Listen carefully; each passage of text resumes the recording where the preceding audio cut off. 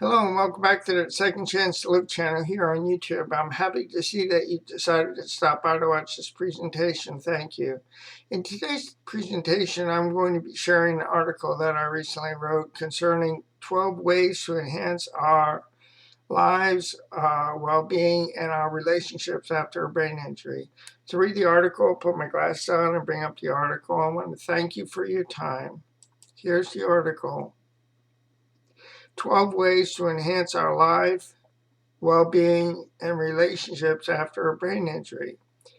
Through my process and on my journey, I've discovered different ways that have helped me to create hope in my life, my well-being, and in my relationships. In the process of using these ways, I've discovered my purpose, created my new normal, improved my brain-body connection, and have discovered how to be an advocate for myself and other people. These ways may also help you to create hope in your life, your well-being, and relationships. In the process, you may discover your purpose, create your new normal, improve your brain-body connection, and help you to be an advocate for yourself and for other people. You don't have to do everything.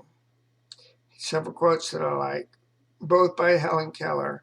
When one door of happiness closes, another door opens, but so often we look at the closed door that we do not see the one which has been opened for us.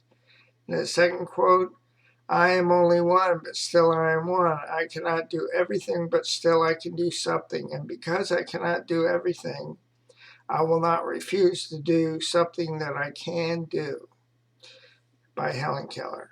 So here are the 12 ways. Number one, admitted that we were powerless over the impact and effects of our brain injury and invisible disability, that our lives have forever changed because of our brain injury. Although we are powerless over the impact of our brain injury and our invisible disability, we are not helpless. As a result, we no longer have to feel like a victim or that we are helpless because of our brain injury or invisible disability. Two, came to believe that a power greater than ourselves could help us to accept that we are powerless over and in our ability to change the impact of our brain injury and invisible disability. Consequently, we can rely on the power that many of us have found to be God. We can rely on a loving God to help us to stop sabotaging and undermining our lives, well-beings, and relationships by trying not to be impacted by a brain injury. We can rely on a loving God to help us accept ourselves and to create a good life for ourselves. Three, with the help that with the awareness that we need this power in our lives, we can make a decision to ask Him to lead and guide our process and journey. We no longer have to figure things out on our own.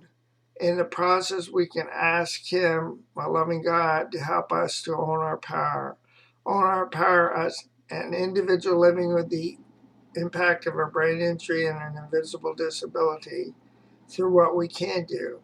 Own our power, what is in our power to control in our mind, body, spirit, soul, and emotions in ways that work for us a little at a time and one day at a time. Four, with the help of a loving God, we can begin to examine areas of our lives that no longer work, that undermine and sabotage our lives, our well-beings, and our relationships.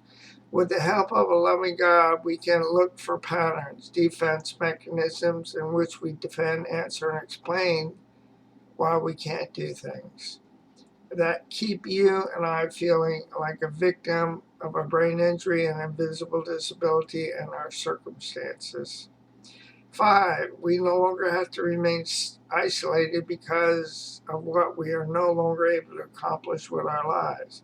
By admitting to ourselves, a loving God, and to another person that what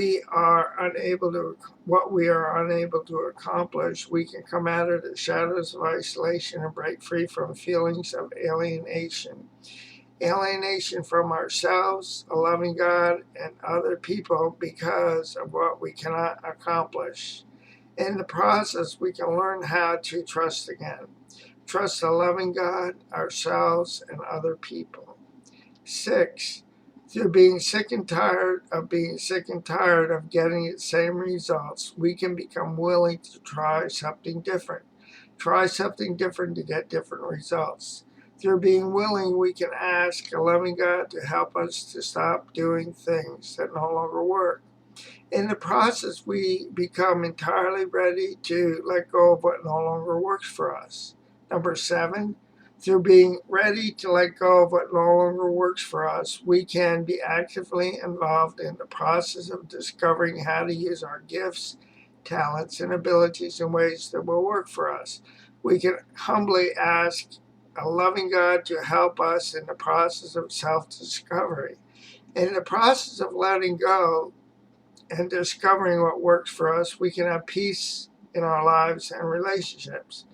Through letting go of what no longer works for us, we can pursue what works for us. We can stop being a prisoner to our deficits and limitations. As a result, we can stop fighting with and against ourselves by trying to prove that we do not have deficits and limitations. In the process, we can become the individual that we decide to become in our lives. Number 9, we can let go of the life that we have planned to create the one that will work for us.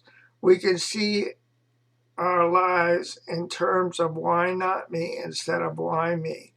In the process, we can learn to own our power in our body, mind, spirit, soul, and emotions, empower our lives, well-beings, and relationships. We can create a new normal in ways that work for us through our mind, body, spirit, soul, and emotions. 10.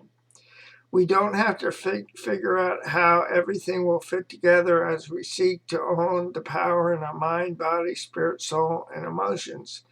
Instead, we can ask a loving God to guide and direct our steps each day. In the process, we can trust that the dots will connect forward. 11.